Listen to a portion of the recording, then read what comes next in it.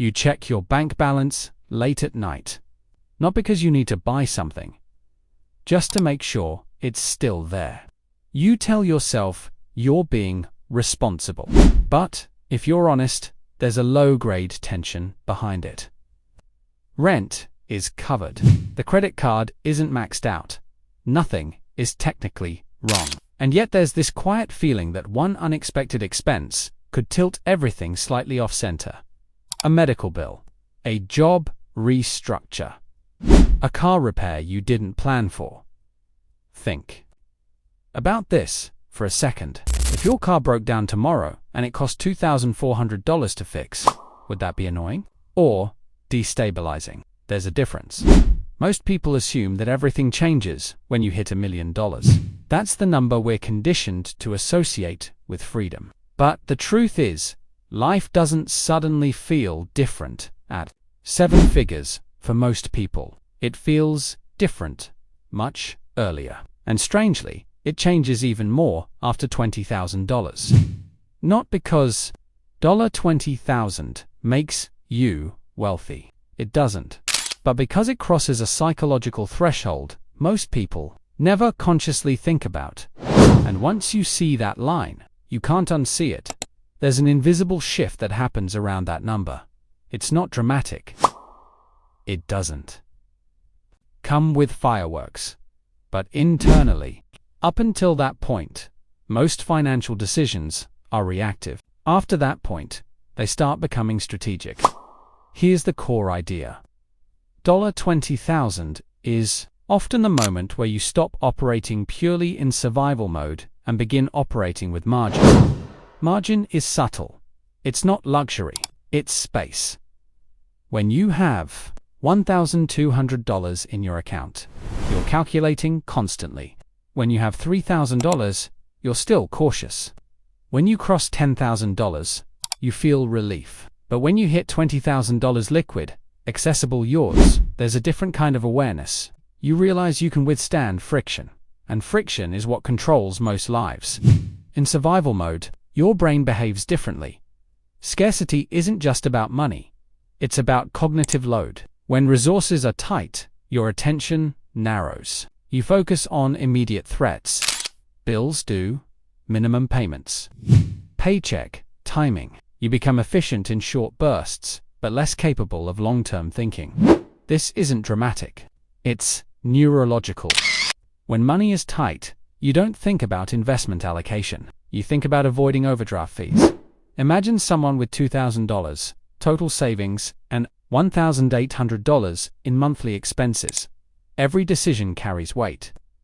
If they consider switching jobs, they don't just evaluate opportunity. They evaluate risk. What if the new company doesn't work out? What if payroll is delayed? Even small uncertainties feel amplified. Now, compare that to someone with $20,000 saved and the same monthly expenses. That's over 10 months of runway. Suddenly, uncertainty doesn't feel like a cliff. It feels like terrain. The external world hasn't changed. The internal posture has, and that posture influences everything. There's a reason financial stress correlates with impulsive decisions. When you feel cornered, you optimize for relief. You take overtime you dislike. You avoid negotiation. You tolerate environments you shouldn't, because stability feels fragile. But once you have meaningful cash reserves, fear stops whispering as loudly. You don't need to solve everything today. That alone increases the quality of your decisions. Think about gravity for a moment. When a rocket launches, most of its fuel is burned in the first few minutes just to escape Earth's gravitational pull. Not to travel the world. Not to reach the moon. Just to stop being pulled back down. The first $5,000 feels like effort. The first $10,000 feels heavy. But the first $20,000 often feels like you've cleared enough. Gravitational resistance to move with less drag. You're not free floating, but you're not pinned to the ground either. Now, let's look at something simple. Suppose someone saves $1,000 a month and invests it at an average 8% annual return. Ignoring volatility for simplicity, after 1 year, they've contributed $12,000. With modest growth, maybe they're sitting around $12,500 to $13. It feels slow, because it is. By year 2, they've contributed $24,000 total. But here's where something subtle happens. That initial capital starts generating noticeable movement. At 8%, $20,000 produces $1,600 annually without additional input. It's not life-changing money, but it's tangible. Think about this for a second. That's over a month's rent in many cities, generated passively. Now extend that timeline. After 5 years of consistent $1,000 monthly contributions at 8%, you're around $73,000 to $75,000. The growth in year 5 alone becomes larger than the growth in year 1, not because you worked harder, but because the base expanded. The first $20,000 is where the engine becomes visible. It's not about the dollar amount itself, it's about proof of concept. You've demonstrated to yourself that accumulation is possible. You've built the discipline muscle long enough to see compounding begin to respond. And this is where identity shifts. Before $20,000, you're someone trying to save. After $20,000, you're someone who has saved. That distinction sounds minor. It isn't. Self-image drives behavior more than goals do. If you see yourself as bad with money, your actions will align with that narrative. If you see yourself as someone who builds reserves, your decisions subtly reinforce it. Delayed gratification becomes less theoretical. You've lived it. You skipped purchases. You automated transfers. You tolerated slower progress. And now there's evidence sitting in your account. You become the type of person who plans 6 months ahead, the type who doesn't panic over minor expenses, the type who can say no to an offer that doesn't align. Which brings us to something rarely discussed directly: walking away money. Walking away money isn't about quitting dramatically. It's about having enough liquidity that you could.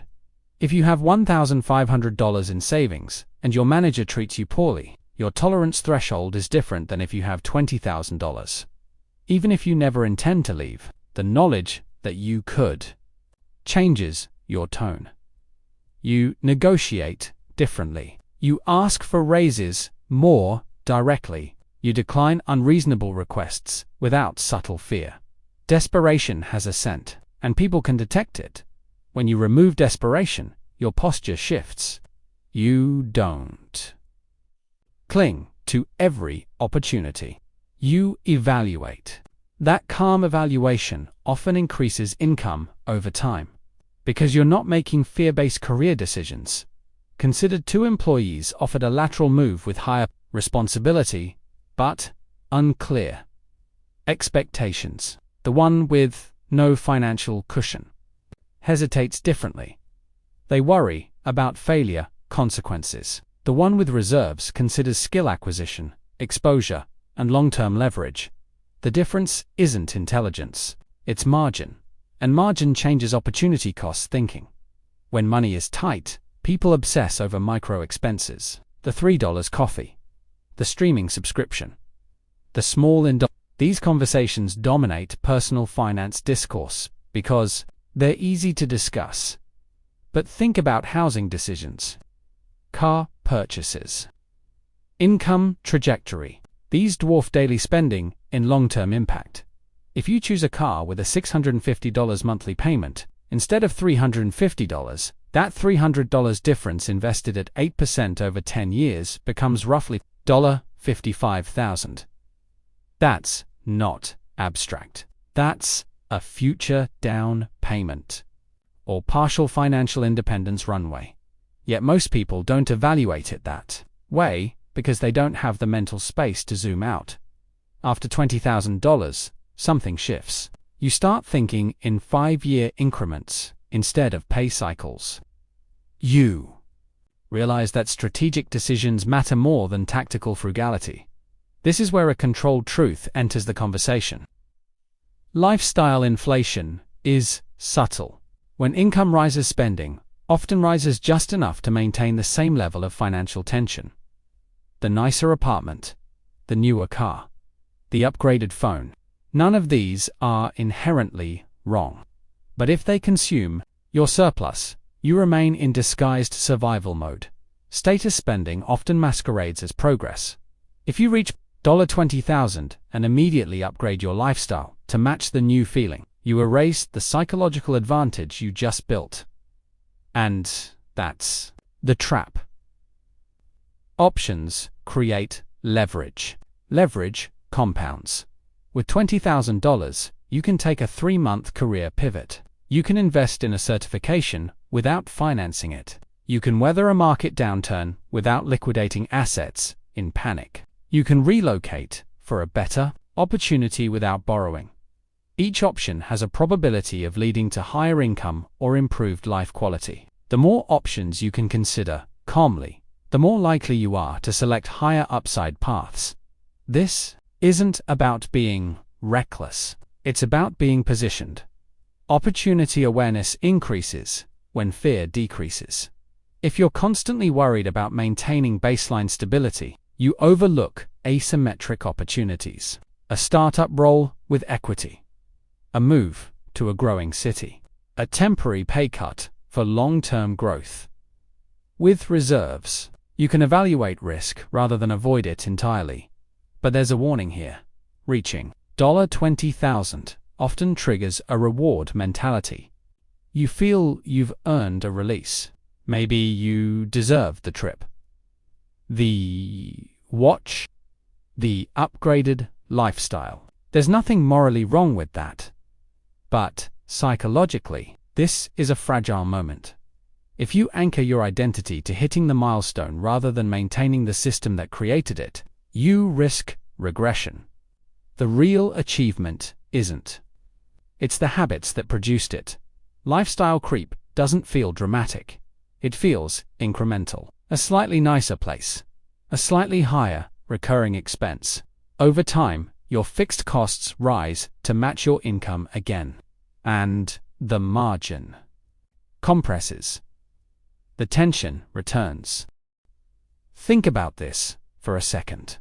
If your monthly expenses are $2,000 and you have $20,000 saved, you have 10 months of runway. If your expenses quietly rise to $3,500, that runway shrinks to under 6 months.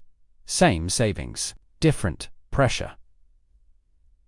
The psychological shift reverses. That's why the milestone matters even more than it appears. It teaches you something about control. Control isn't about domination. It's about optionality. It's about the ability to pause before reacting, to choose instead of comply. When you operate from control, conversations feel different. Work feels different. Even daily inconveniences feel smaller because they're not existential. And here's the philosophical layer most people miss. $20,000 doesn't make you financially free, but it introduces you to a version of yourself that isn't constantly bracing for impact. You begin to see money not as something to escape from or chase aggressively, but as a buffer between you and chaos. The first time you realize you could go months without income and still be stable, your internal narrative shifts. You stop seeing every paycheck as oxygen. You start seeing it as fuel. Fuel can be directed. From there, the compounding effect isn't just financial. It's behavioral. Calm decisions stack. Strategic moves stack. Negotiations compound. Career pivots compound. The gap between someone perpetually in survival mode and someone operating with margin widens over years, not weeks. And it often starts at a number far lower than people expect. If you're not there yet, this isn't about urgency, it's about clarity. The milestone isn't glamorous. It won't impress anyone socially. But internally, it changes your operating system. And if you've already crossed it, the question becomes quieter, but more important. Did you recognize the shift? Or did you normalize it and inflate your lifestyle back into tension? Because everything changes even more after $20,000, only if you protect what it represents.